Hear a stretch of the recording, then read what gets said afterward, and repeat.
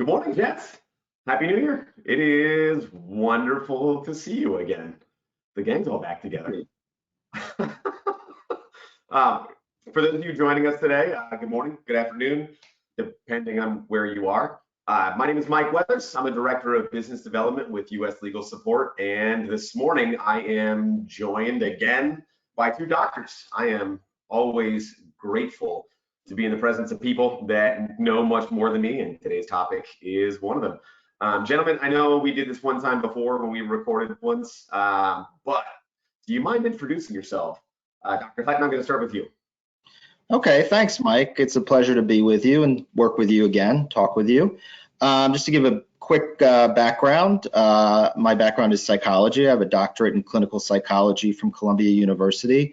I worked as a research academic psychologist for a while, and I've been at Decision Quest, a USLS company, as a senior consultant for 20 years now. So doing all sorts of things, witness preparation, jury selection, jury research on cases all over the US. Wonderful. Dr. Miles, do you mind? Sure. I'm Dr. Stuart Miles. And what I like about this is that Miles and I come at this from slightly different perspectives. His is a PhD in clinical psychology. Mine's a PhD in social and personality psychology. But there's a lot of overlap in how we look at during jury research. We rely on a lot of the same training and what have you. And I started doing trial consulting around 25 years ago, and first started with Decision Quest in 2002. So Miles and I started around the same time. And I head up the Louisville office, and I'm a regional vice president in the company. You know, I feel like I didn't realize how pedigreed you two were when we came together last time. I know you're both doctors, but now I feel self-conscious. Stop, Mike, please. Yeah, I know. I'm so excited. So today we're talking about some stuff that I find incredibly exciting. I've made my career in litigation, but when it comes to trial in particular, I know a little bit less. We're talking about, I believe our title today is Avoiding Courtroom Disasters, How to Best Prepare Your Witnesses for Your Next Trial. And a number of years ago now, probably more than I think it is, and my wife would correct me if she were here. She got prepped for a deposition, and I was really shocked at kind of how different that was from like a regular conversation. Just very different from what I expected.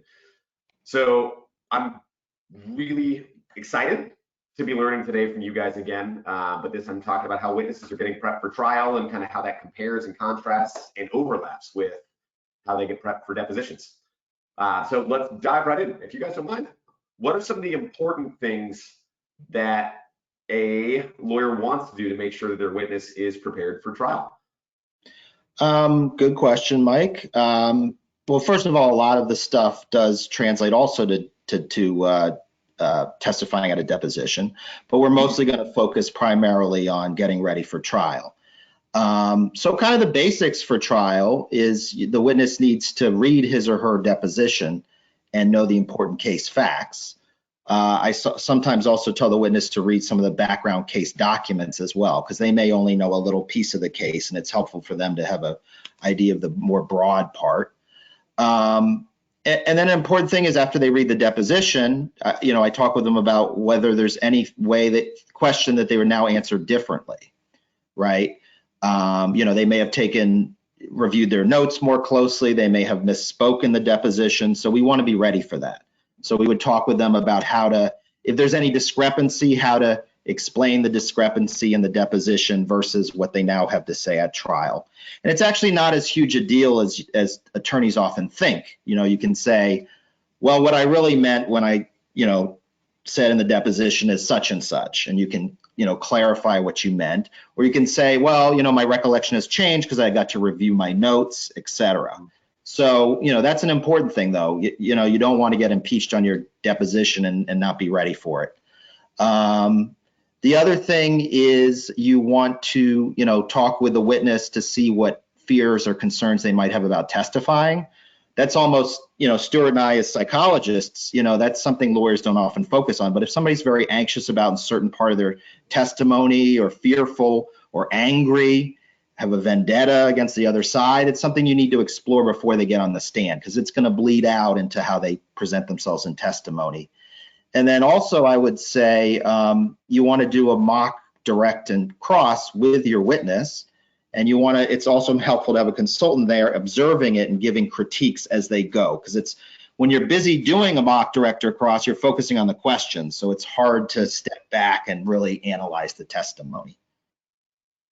Yeah, and the only thing I would add to what Miles said is going back to talking to the witness about things that they're uncomfortable or fearful about with their deposition and being at trial and testifying, is that generally it's probably the biggest reason behind a lot of the problems I see with witnesses is fear of something.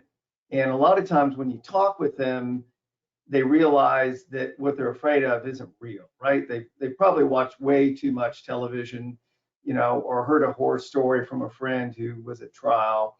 And so usually you can get rid of 90% of what's bothering them just by having them talk about it. And then the other part, you can come up with strategies to help them overcome those fears. And really overcoming their fears is one of the big tasks in doing witness prep, because it is one of the biggest impediments to them being effective at trial. Yeah, and it's something, attorneys, they're taught naturally to kind of focus on the facts and the content, and that often gets completely missed. And then being on the stand is a special stressful situation. So sometimes it doesn't come out in practice, and then it does actually at trial. So it's something we're trained to spot. Yeah, it's clear where those doctorates in psychology are starting to come into play. But you guys are seeing the things that maybe some people that they maybe not considered initially. That's huge. So I mean, are there any specific types of pointers that you might give to witnesses when they're getting ready for their testimony at trial? I know when my wife was getting prepped for her deposition, something that really stuck out to me was like, hey, here are your standard answers for the day, which was really odd. I mean, for me, I'm kind of like, oh, everything I do is off the cuff. I know the old saying, prepare to play. What is it? Something about failing if you don't prepare. Obviously, I didn't prepare that one either. What kind of pointers would you guys give to the witness? You want to take the first stab at this one, Stu? Sure. So, one of the big things that I go over with clients from the beginning is that the conversation you're going to have, especially in cross-examination, is completely different than anything you experience in your normal life. And that really is, in my mind, critical to get across to them, because some of the biggest mistakes I see, and I'm sure Miles can back this up, is when people go in it with that mindset and they end up giving away a lot of stuff and admitting a lot of things that they wouldn't do if they really understood what was going on. And so, one of the most important things is, and I know we'll talk a lot about this, is active listening and the importance of completely listening to the end of the question, pausing, and then giving your answer before you do that. Because we're not aware of this, but in everyday conversation with friends or spouses or work colleagues, we all have the goal of getting through that conversation as quickly as possible, right? We're trying to be as efficient as possible. So there's like all kinds of shortcuts that we do that we're not even aware of. Like when the person's asking the question, we already start thinking about and trying to predict the rest of the question and the answer, because there's really no downside to doing that, right? If we guess wrong, they'll correct us.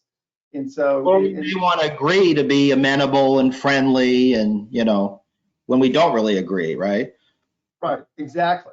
And that's another thing, right? We don't want to create conflict, and so we might give up on little things to avoid the conflict in the relationship or the conversation. And those work great. for their everyday purposes, but they can be disastrous in a deposition. And so, you know, I go over with them, you know, this is not a conversation. It's a series of questions and answers, right? So when they're done talking, normally people are really uncomfortable. And we talked about this in jury selection, right? How do you get jurors to talk? You just stop talking and you create that dead space, right? Well, the same thing happens in a normal conversation. People want to fill that vacuum when they're talking to somebody.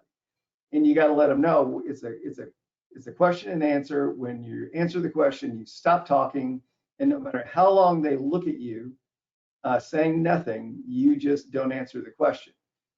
That's a big one. Not to anticipate what the other person's going and what they're doing, because when you're anticipating, you're not thinking and focusing on the question, right? And so you just got to completely focus. And I tell them, and Miles, I'd like to know if you do this. I tell them that they need to practice, and I give them homework. And I say, you know, when we're done, you're going to go home, you know, with your spouse or friends or kids, and I want you to practice this active listening, pausing and answering. And when we meet next time, I want you to tell me if it's helped your relationships. And always it does, because especially for men, you know, I think we could all be better communicators if we practice this active listening. You're doing some marriage therapy on the side, huh? You should be double billing for that, I think. You know, I've even made jokes about that, about a little extra billing, because they said, yeah, it's helped my marriage. So yes, I give them that homework, and they really appreciate it, and they do come back. And it is gratifying when you give somebody that type of tip and they come back and they say, yeah, wow, that really did make a difference. And then, but it's like anything, you can't just tell somebody this and then they're going to go do it, you know, because they've got to practice it, because it's the dominant way they respond. And anytime you get in a pressure situation, you default back to that. And so you really have to practice it so that when you're in that situation under stress, you're going to do it. We talk about don't volunteer information. That's something that we do all the time. Matching the person's tone and pace.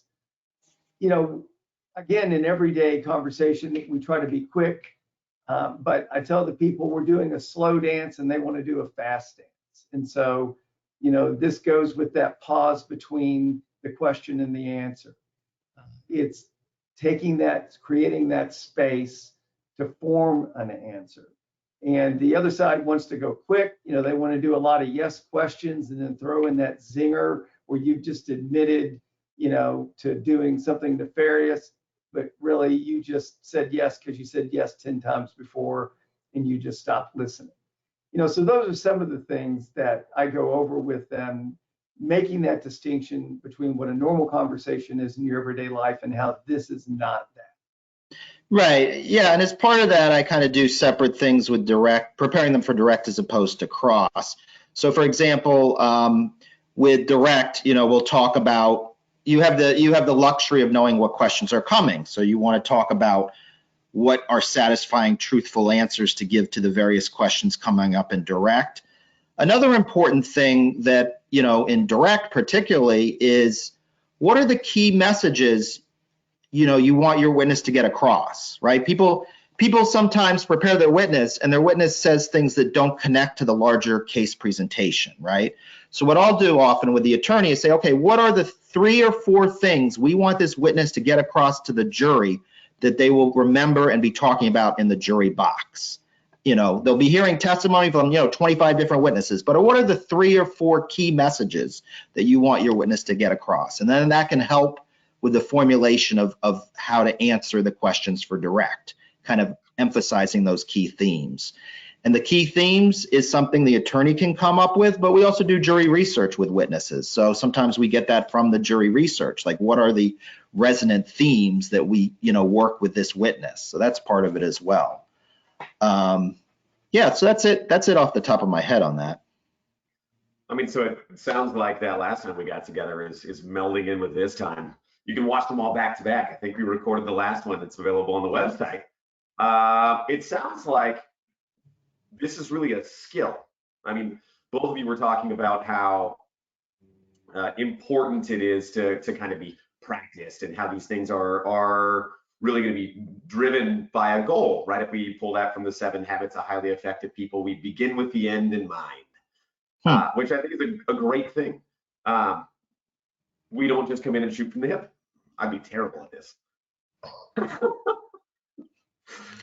When it comes to content specifically, right? If we're looking at the content that they're going to be provided during your testimony, is there anything in particular that you guys recommend to witnesses, or that you coach witnesses for? Yeah, well, again, kind of starting with the direct, because the cross is a separate thing in my mind. I mean, there's some commonalities, as Stu talked about, with conversation. But with the direct, the danger for one thing is it's not getting caught in answers, because obviously the attorney's on the same side as you, right?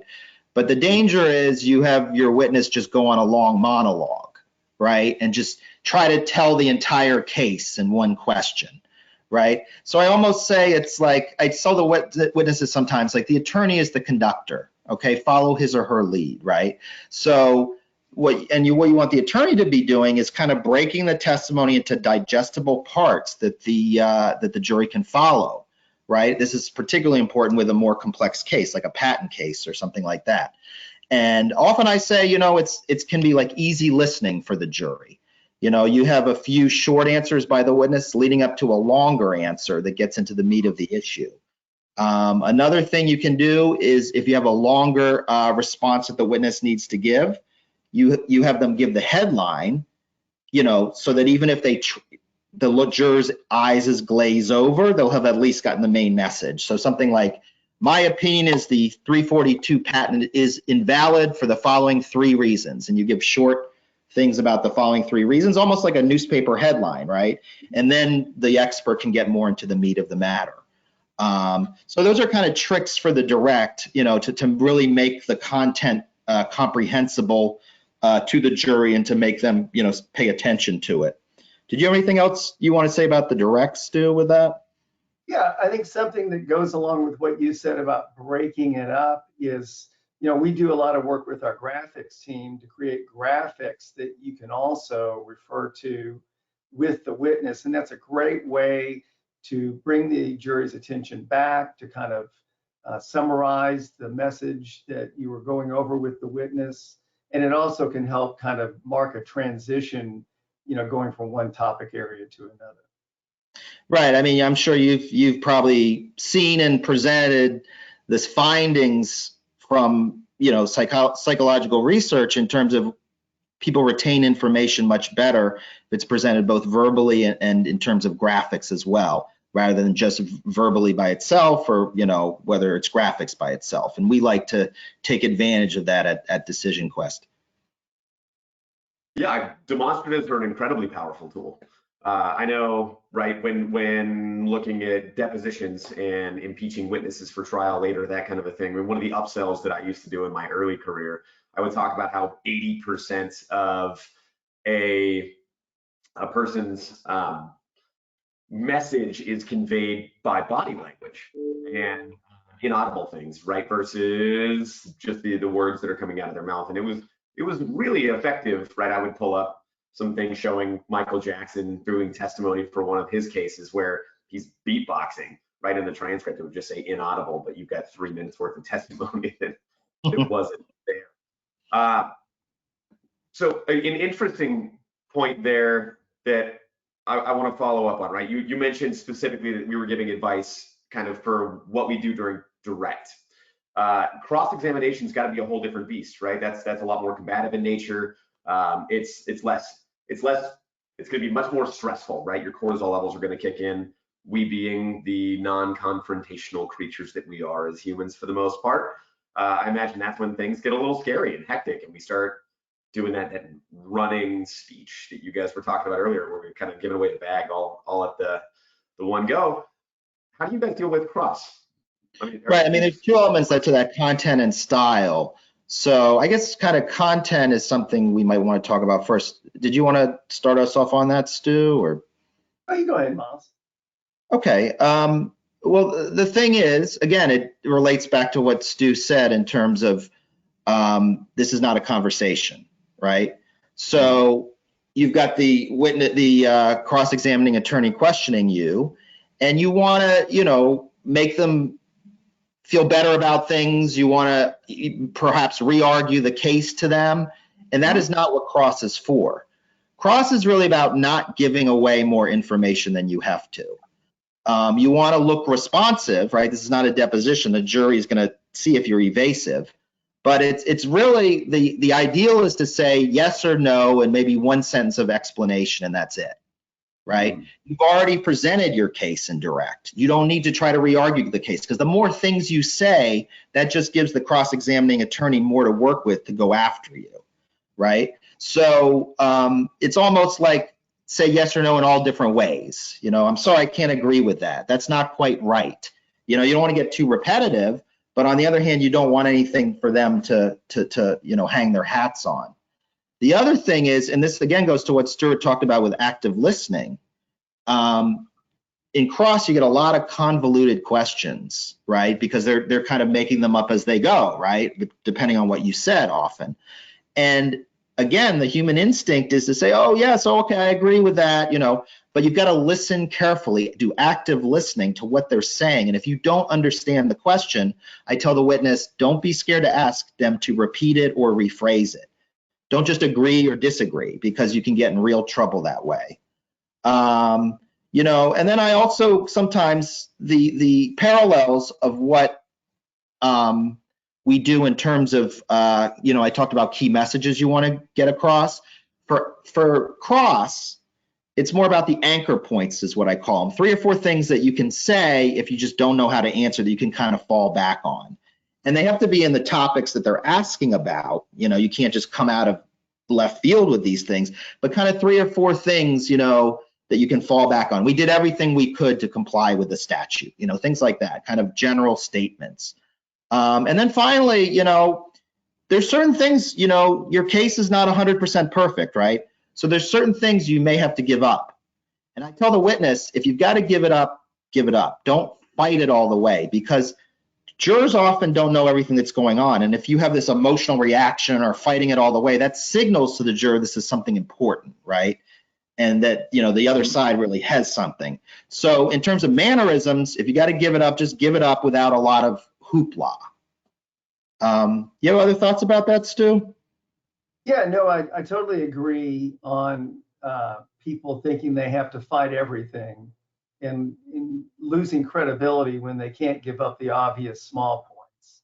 And then going back to what Mike said, you know, it's not a huge part of what I do with the witness prep, but it is important, you know, talking with them and practicing just how they're sitting in the chair, you know, how they are when they're answering the questions, the yes and the no's, you know, to do it with authority, right? To not be mealy-mouthy about it, right? Because jurors are looking for witnesses that are confident, who are comfortable in their skin, you know, who speak, you know, very, you know, clearly, concisely.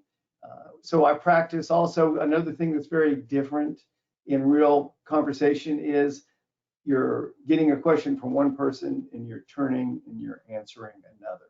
And it seems like a little thing, but the more you can get, and I tell them from the beginning, you're going to forget. You know, you are not going to be perfect at this. Don't freak out when you realize, oh my gosh, the last 10 questions, I was looking at the questioner, I wasn't looking at the jury. Because there's this Yerkes-Dodson inverted U. You familiar with that, Miles? It's the intersection of anxiety and performance. And you need, performance goes up as anxiety goes up, but at some point it starts going down, right? And you're trying to keep your witness at that optimal level of anxiety. If they don't have enough, then they don't, I don't think, come across as taking it seriously. But if they get too much, they're up there in the fetal position sucking their thumb, and that isn't a good look either. And so, you know, you're trying to always think of what are things that could cause my witness anxiety during their testimony, and what can I anticipate and make them aware of so that it doesn't happen. And so that's one of the things I do when I tell them, you really need to do this, but I know they're going to forget doing it at some point. I don't make it such a big deal that they freak out. And so I tell them, hey, as best you can, look at the witness, especially on important questions. Do the best you can. We do a lot of witness prep online now, and I think I'll just talk about that now, Miles, if you think this is a good place. And I really like it for a lot of reasons.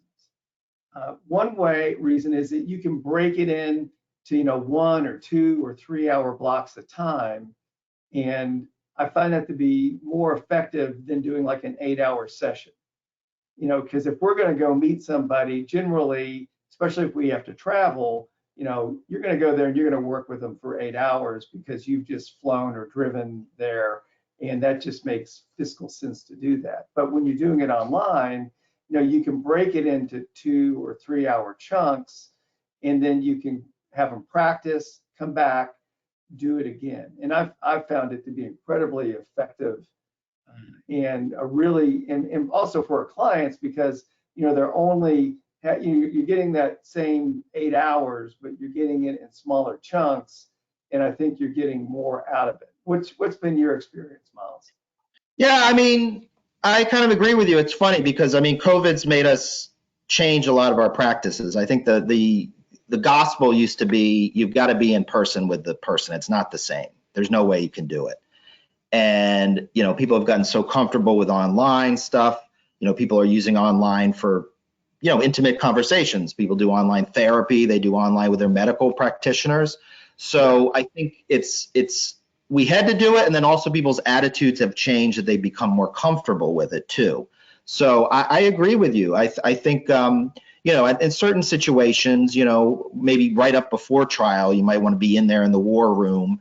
It's just easier logistically to be on call when they need you. But in terms of leading up to the trial, yeah, often it works better with the online. I want to say one more thing, though, about the style of the witness, because I thought that was very important what you were saying, and I want to follow up on that. How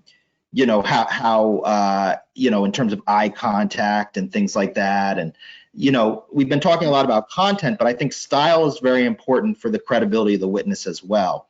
And I don't know if you do this or not, Stu. I kind of teach the witness a little bit of a trick, which has been, in my mind, pretty successful. And where that comes from is people look at the difference in the witness's mannerisms from direct to cross, right? And if they see a big difference, then it diminishes the witness's credibility on cross. So if they're very relaxed during direct and answering the questions easy, then all of a sudden they tense up and cross and they're nervous and they take a long time to answer. People are like, wait, what happened? What are they hiding? Why are they so different? So one thing I actually say is in direct, you want to pause on purpose a bit before you answer the questions. And you also want to tense up a little bit, because then when you go to cross and you naturally have to pause to think of the answers and you naturally tense up, it's not such a big discrepancy. Of course you don't overdo it right in your direct, but it's a question of balance. Do you ever use that technique, Stu? No, I do, absolutely. And what's interesting is, and I do for another reason, and this, Miles, people are terrible at figuring out if somebody's lying. I remember seeing one study that said the best people at doing it are federal agents, and they're just a little better than chance, right? But nobody wants to go through the world thinking they can't figure out who liars are, because that's just incredibly disconcerting. So they come up with tricks they think work to catch liars. And one thing they think a tell is that if there's a big difference in how long people pause between answers. So if you answer quickly, you're telling the truth. And if you pause, you're telling a lie. And so one reason I tell people to pause, both in direct and cross, on simple questions is that if they have to pause on a complex question, jurors can't really see a distinction in the change in their cadence of answering the questions. So, and that goes back to why you pause anyway after answering any question. It's just kind of a built-in space of time, and so jurors aren't going to go, oh yeah, he had to wait a little longer, he wasn't answering immediately. so he was telling a lie. But yes, I agree with you, Miles, is that they are looking for that difference between the direct and cross-examination. And if they turn into this totally different person, the red flags start waving and they start, being a little more suspect of the witness. Right, which is ironic because it's a completely normal reaction to tense up and answer more slowly when you're getting hostile questions, right?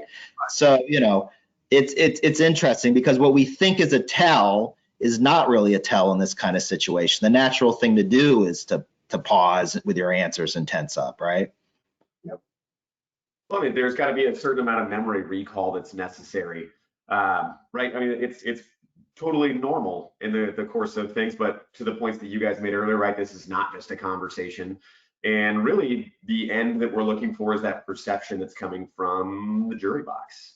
Right. It's an artificial situation because, the last thing's like, well, what did you do November 15th in, 2003, right? And do you remember, Mike, what you were doing November 15th, 2003? I'm going to guess that I was probably vandalizing something. I was still in high school. You don't want to say that on the stand now, do you? But my point is, the witnesses review notes. We always tell them answer truthfully, but there's this fiction that they have this on the top of their head, and it's only because they've been prepared, right? It's not a real conversation because naturally you can't remember all the details of something, 10 or 15 years ago. So you have to review notes. You have to look back at the contemporaneous documents, that sort of stuff. Perfect. I love how you brought that all back to the conversation we've been having this whole time. You guys are geniuses, and I love it. So if you don't mind, actually, if I can, kind of just try to extract a little bit more from your genius and your experience. You're both doctors in psychology. There have to be, I'm not going to say like Jungian archetypes that people fit into, but there have to be certain types, right? There are certain perceptions that come from the jury box and opposing counsel. Are there specific types that you coach witnesses to come across as? Or do you tell people, hey, look, just try to be as natural as you can, right? I try to think of myself in a witness situation, and I am loud and boisterous, and I smile often in circumstances I probably shouldn't. I imagine those things don't come across well all the time. What do you do? How do you do that? Yeah, I mean, that's a great question, Mike. It's a balance, right? Because you want people to be themselves. If they're too not themselves, that's very noticeable. But, to get into all the Jungian stuff, you want to look at the whole gestalt, right? How does the witness come across as, in general, right? So, the kind of characteristics you're looking for is you want them to come off as assertive, informative, and credible, but not too assertive and not too informative, right? If they're too assertive, they come across as a bully, right? As somebody that the juror doesn't like. They may think they're right, but doesn't like them. And if they're too passive, they may come off as a wallflower, right? And then in terms of informativeness, you don't want them to be a loose cannon in cross and just give away all the information. But on the other hand, you don't want them to be seen as totally withholding and evasive. So it's really kind of a balance on these two scales, the assertiveness and informativeness scale. And we actually have a witness matrix that we present sometimes on the different types of witnesses. But you're kind of looking for the golden mean. That makes sense. Dr. Miles, do you have anything you can add to that one? No, I mean, I think I spoke to that earlier, just about, what jurors look for in doing the best you can to have that witness be that, realizing no one is ever it, right? I mean, I can count on one hand, Miles, the number of witnesses I had who met that type perfectly. Yeah, that's the dilemma, right? Because if they're not going to be 100% perfect, and if the witness worries too much about being the right type, that can actually undermine them, right? We have a lot of witnesses because they're high achieving people, right? CEOs and stuff, and they want to give the perfect answer. And, we tell them there's no perfect answer, right? Because if you get too focused on that, then that diminishes your entire, the perception you put forth. Back to that Yerkes-Dodson curve I talked about. Yeah, right, because that increases the anxiety and decreases the performance. Yep. And so again, it's letting them know, don't let the perfect or the good be the enemy, or the perfect be the enemy of the good. I don't know if I got that right. I think you did. Yeah. Excellent. Excellent. I mean, so some other things I'll just throw in that are kind of sort of related to this. And as Miles said, you know, we work with a lot of CEOs, people in corporations, and regular people too. Everybody can use help. But a lot of times people, you have to really stress, especially with experts, the importance of communicating with the jury on a level and a vernacular that they're familiar with. You know, and this is key. And this also takes practice, because this is part of that shorthand I talked about earlier. You know, people in industries and corporations have their own language they speak that gets across information incredibly quickly. And when you're used to doing that every day all the time and you're talking about the topic area, you're going to do that at trial. And again, going back to what I said earlier, the side that is best at making the jury not be confused is the side that wins. And so you really have to work with them on, you know, not using jargon, right? So like we never use the term gestalt. Have a witness talk about that. Yeah, it'd be a very bad witness right there. Yes. Very bad witness. Now we're talking to a group of people who are familiar with that, you know, and that's why we use it, right? But Miles picked the perfect word for the group of people we're talking to express the concept. You know, but if we were having the same conversation to a group of people who would be on a jury, that word wouldn't work. So we have to come up with a different word.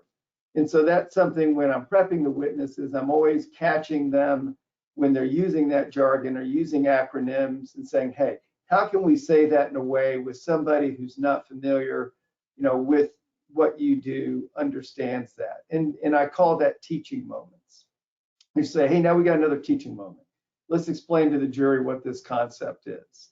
And again, Miles and I do a lot of post-trial interviews, and we talk to jurors, and I hear that a lot. It's like, you know, that doctor, you know, I don't know what they were saying. If they were trying to impress me with those big words, they did the opposite. They just left me angry because I just felt like they were talking down to me and they were trying to impress me and make me feel stupid because they were using those big words I couldn't understand. You know, which wasn't what the witness was trying to do. The witness was trying to communicate, but they forgot who their audience was. You're unintentionally condescending.